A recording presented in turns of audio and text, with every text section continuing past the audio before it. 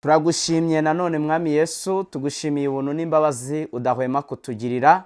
Uri umwami kandi uri umukiza, uri umutabazi. Tugushimiye ko twebwe abagaragu n'abaja bawe tugiye gusangirira hamwe ubutumwa bwiza bunyuze mu ndirimbo ndetse n'ijambo ryawe, kugira ngo uyu munsi butubere ubutumwa bw'agaciro kandi bukomeye mu bugingo bwacu. Nuhabwe icyubahiro kuko uri mu ruhande rwacu kandi ubyumvishe ugiye kubikora mu izina rya Yesu, amen. Reka turirimbe. Ni byiza kureba Imana bateranye bakundanye, Mwuka Wera na ubakunda ubazengurutse cyo gusenga n'indirimbo byabo bitumbagira mu ijuru. Gusenga n'indirimbo byabo bitumbagira mu ijuru. Iyo bageze imbere yawe baje gusangira nawe urukundo ruva mu ijuru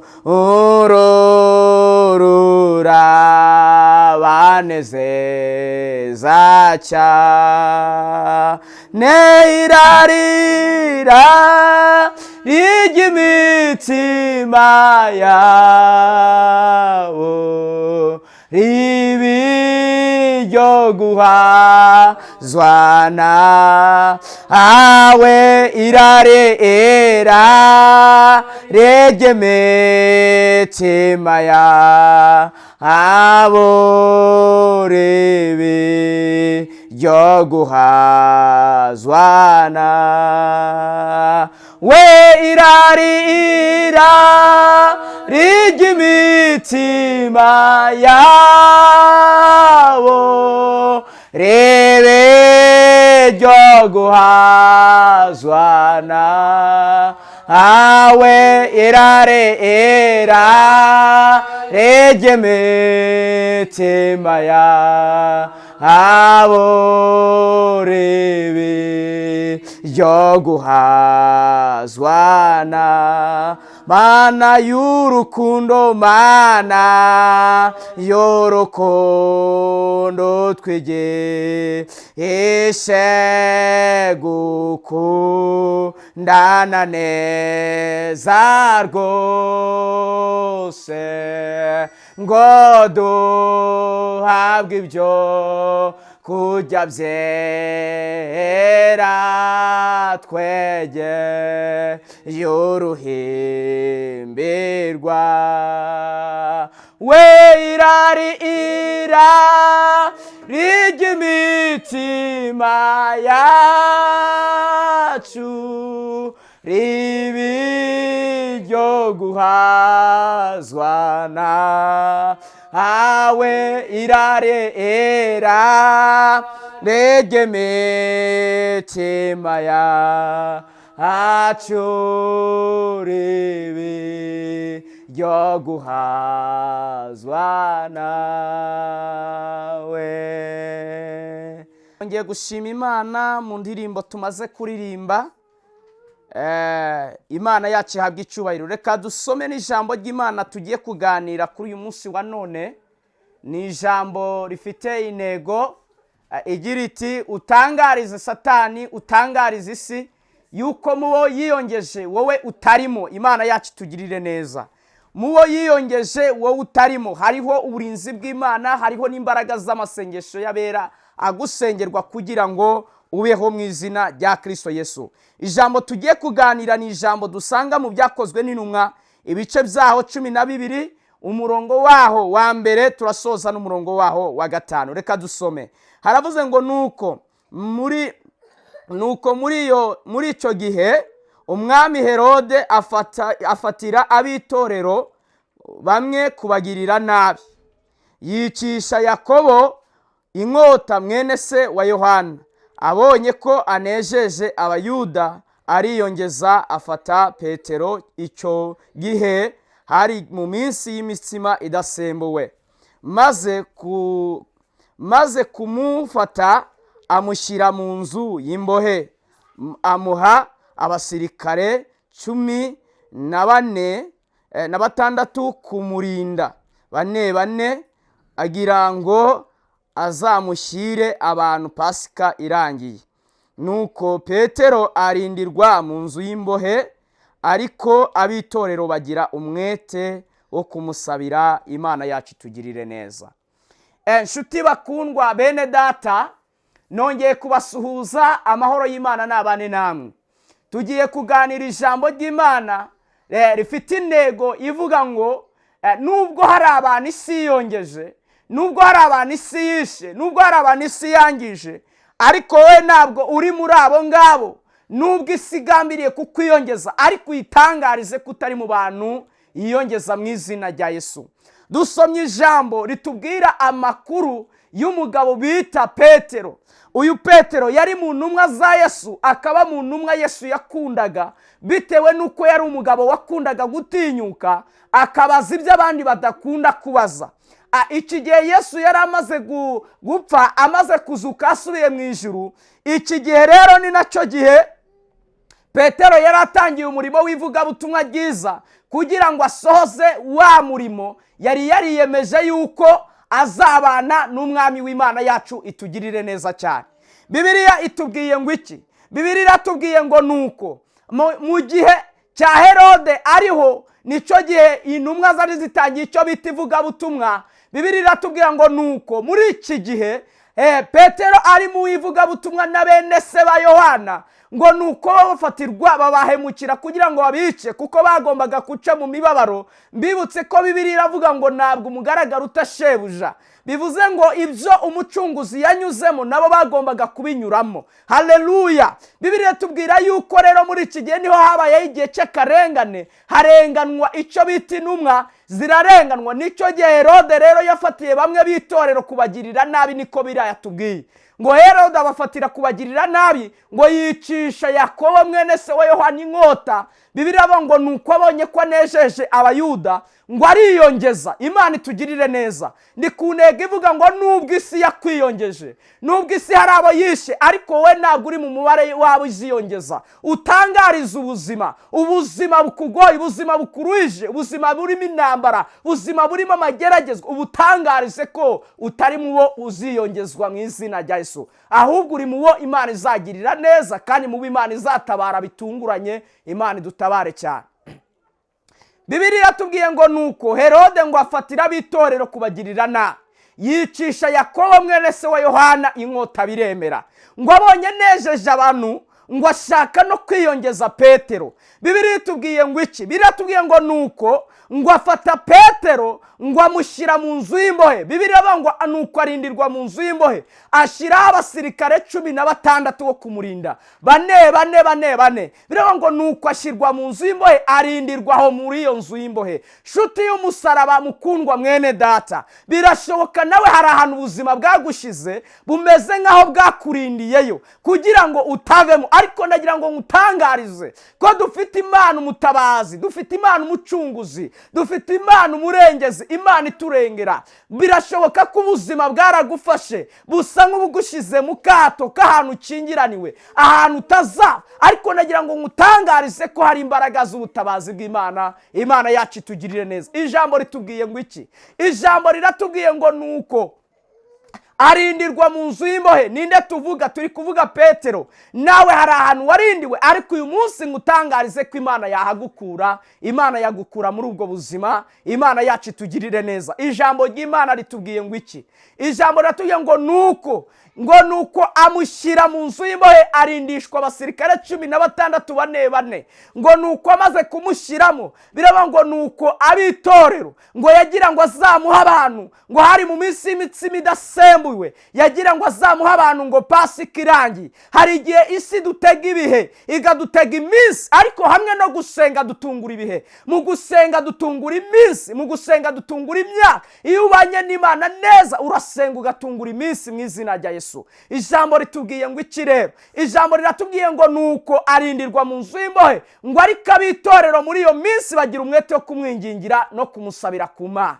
Nshuti y'umusaraba, ibibazo umazemo igihe, ingorane uhuye nazo, akaga uhuye nako, nagira ngo nkubwire ko hari abantu batubereye maso mu buryo bwo kutwingingira. Bazi amakuba duhuye nayo, bazi amakuba tukwiririye, bazi ibyago bitugwiririye, ndetse bafite umwete wo kudusabira Imana yacu dutabare. Rero dufite abantu bajya badusengera batwingingira bitewe n'akaga duhuye nako. Hari ubuzima ugeramo ukaba utakibasha gusenga, ukaba utakigira kwizera, ukumva ubuzima bukurangiriyeho, ariko hari abitorero bajya badusabira Imana yacu dutabara. Iyo ugeze ku murongo wa 6 uhasanga ijambo rivuga ngo iki? Hari ijambo rivuga ngo nuko Herode araye ari bumusohore, ngo kugira ngo noneho ibyo yamugambiriyeho abisohoze. Araye ari bumusohore ngo amwice. Biraba ngo nuko iryo joro marayika w'Imana amanukira aho mu nzu y'imbohe aho yari. Biraba ngo nuko amukoma mu mbavu. Amaze kumukoma mu mbavu, biravuze ngo nuko, ngo arangije kumukoma mu mbavu, ngo nuko arakanguka, ngo iminyururu yari iri ku maboko iradohogwa hasi. Abarinzi bari barinze inzu y'imbohe barasinzira. Bibiliya iravuga ngo nuko arangije aramubwira ngo kanguka ukenyere umwitero wawe, ukwete inkweto, kuko umwami Imana aje kugutabara. Mu yandi magambo, hari uburengezi ahantu maze iminsi. Ndagutangariza ko hari imbaraga z'ubutabazi zivuye ku Mana zikujeho mu izina rya Yesu. Hari imbaraga z'Imana zikumanukira. Muri ako kanya marayika ubwo yamanukaga, nagira ngo ngutangarize, hari marayika umanutse mu buzima bwawe Imana yohereje kugira ngo agukure mu maboko ya Herode. Hari marayika uje mu buzima bwawe bitewe n'amasengesho y'abera wasengewe kugira ngo bagukure mu maboko ya Herode. Hari marayika uje mu buzima bwawe kugira ngo utabarirwe aho utatekerezaga ubutabazi. Tujya dutabarirwa naho ubutabazi abantu badateganyiriza ko twabuhakurira. Mwene data, nshuti y'umusaraba wa Yesu, Imana ni umutabazi kandi Imana ni umurengezi. Imana yohereje ubutabazi ku buzima bwawe. Iyo usomye igitabo cya Danieli ibice 6 umurongo wa 20, uhasanga ijambo rivuga ngo iki? Uhasanga ijambo rivuga ngo nuko umwami azinduka kare mu museso mu gitondo, agenda ajya ku rwobo Danieli yari acingiraniweho. Bibiliya iravuga ngo nuko ahageze, ngo atera hejuru ijwi ry'umubabaro, aravuga ngo Danieli mugaragu w'Imana ihoraho, ese Imana yawe ubasha wakorera iteka yabashije kukurinda iminwa y'intare. Bibiliya ngo iki? Biravuga ngo nuko Danieli asubiza umwami, aramusubiza ngo mwami nyagasani, Imana yohereje marayika wayo kugira ngo inyize iminwa y'intare. Ngo nuko ibumba iminwa y'intare, niyo mpamvu nyiriho ngihumeka. Avuga ngo kandi impamvu yatumye mboneka ndi amahoro ahangaha intare zitandiye, nuko nabonetse imbere yawe y'Imana, nta mugayo nta gicumuro, kandi n'imbere yawe nyagasani mwami, nawe ntacyo nagucumuyeho. Biravuga ngo nuko ngo umwami aranezerwa, ahera ko atanga itegeko rivuga ngo mukure Danieli mu rwobo rw'intare. Nagira ngo ngutangarize yuko nubwo hari itegeko isi itanga, igatanga ku buzima bwawe, nubwo hari itegeko imibereho yatanze ku buzima bwawe, Imana yohereje marayika wo kubumba iminwa y'intare kugira ngo zitakurira muri ubwo buzima bugoye. Imana yacu itugirire neza, Imana yacu dutabare. Imana n'umutabazi, Imana n'umukiza. Ntarabiyongejwe, ariko wowe utangariza ubuzima ububwire ngo ntabwo ndi mubo buziyongeza mu izina rya Yesu. Nubwo runaka byemeye, nubwo runaka yasabye bikemera, nubwo runaka yahuye n'ingorane bikemera, ariko ngewe ntabwo nduwo mu guhura n'ingorane, kuko hari imbaraga z'Imana zinabarira no mu makuba, hari imbaraga z'Imana zinabarira no mu kaga, hari imbaraga z'Imana zinabarira no mu byago, hari imbaraga z'Imana zinabarira no mu ngorane. Imana yohereje marayika wayo kugutabarira mu mwenyo ya Herode. Imana yohereje marayika wayo kugukura mu rwobo rw'intare aho wacingiraniwe. Imana yacu itugirire neza. Ijambo ry'Imana riravuze ritubwiye ngo iki ugeze ku murongo wa 7 w'iki gice cy'ubutumwa bwiza cy'ibyakozwe n'intumwa ibice byaho 12 umurongo wa 7 ngo nuko iki gihe marayika ngo arangije gukangura Petero amaze gukenyera umwitero we ngo nuko aramusohokana biraba ngo baca ku barinzi ba mbere barangije baca no ku ba kabiri ngo bagera ku rugi rwari rwegereye mu murwa ngo nuko rurabikingurira. Imana yacu tugirire neza. Ushobora kumaza igihe uri mu buzima isi yagukingiraniyemo, ariko hamwe nuko marayika aje mu buzima bwawe aje kugusohora aho wakingiraniwe, aje kugukura muri ako kaga umazemo igihe. Imana yohereje marayika wo kugukura muri izo ngorane, muri ako kaga. Imana yacu dutabara. Imana izanye marayika wo kugukura muri ibyo byago umazemo igihe mu izina rya Yesu. Ngo nuko barasohoka birango nuko urugi rwerekeza mu murwa rurabikingurira. Ngo nuko bakigera hanze marayika w'Imana ngo amusigaho. Petero we yarazi ko ari iby'inzozi, yagira ngo ni ibyo arota mu nzozi. Ngo amaze kumusiga ngo agaruye umutima amenye neza yuko Imana yohereje marayika wayo kumukura mu rwobo rw'intare. Hari ibintu Imana igiye kugukorera, hari ibintu Imana igiye gusohoza, hari imigambi Imana igiye gukuraho, wowe ujye ugira ngo ni inzozi urimo, ariko hanyuma yo kugarura umutima umenye ko Imana yohereje marayika wayo ku buzima bwawe kugira ngo ikurengere, igukure mu kaga, igukure mu makuba, igukure mu ngorane, igukure mu byago, igukure aho wari umaze igihe isi yaragutsikamiriye mu izina rya Yesu. Ubutumwa Imana yari imaye kukuzanira bwavugaga ngo tangariza isi, tangariza Satani, tangariza abadayimoni, tangariza imibereho, tangariza ibikugoye, tangariza ibikuruhije. Ubibwire ngo ntabwo ndi mubo ugomba kwiyongeza, ahubwo ndi mubo Imana ifiteho umugambi wo gutabara, ndi mubo Imana ifiteho gahunda yo kurengera, ndi mubo Imana ifiteho gahunda yo kugirira neza. Imana ikugarukeho, Imana ikurengere. Shuti mukundwa mwene data,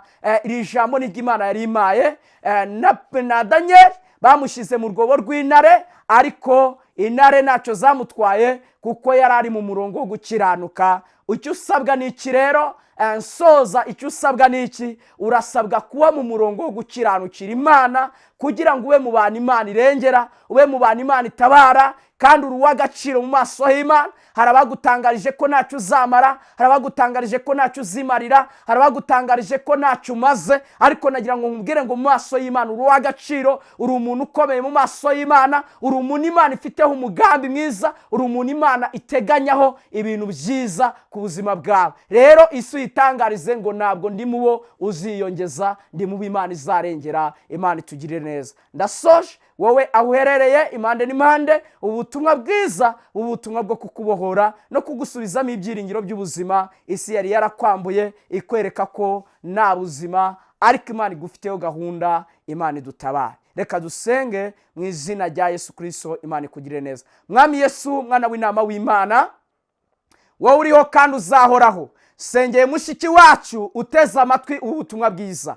Hari ahantu isi yamwihebesheje, ariko umurengere. Sengeye Mwami Imana umuvandimwe, sengeye Mwami Imana basore, ubarengerere mu buzima isi yari yarabatsikamiriyemo, ibereka ko nta byiringiro by'ubuzima. Ariko tugushimiye Yesu, tugushimiye ko ujya udukura no mu kaga, tugushimiye ko ujya udukura no mu makuba. Mweretse Mwami Imana abagabo, mweretse Mwami Imana abadamu, mweretse Mwami Imana bari ku migabane itandukanye igize isi yacu, ubarengera aho bagorewe, aho bahuriye n'ingorane. Imana ibahatabarire mu izina rya Yesu Kristo w'i Nazareti. Aho ubutumwa bwiza wese bugezeho yakire kubohorwa n'Imana, ingorane yari arimo Imana imutabare muri zo mu izina rya Kristo Yesu. Ubutumwa bwiza ni imbaraga, ubutumwa bwiza ni ubuzima, ubutumwa bwiza ni imibereho, ubutumwa bwiza burabohora, ubutumwa bwiza buratabara, ubutumwa bwiza butanga ubuzima mu izina rya Yesu. Imana ibakize kandi Imana ibabohore. Niko nsabye kandi niko nsenze nize mu izina rya Yesu.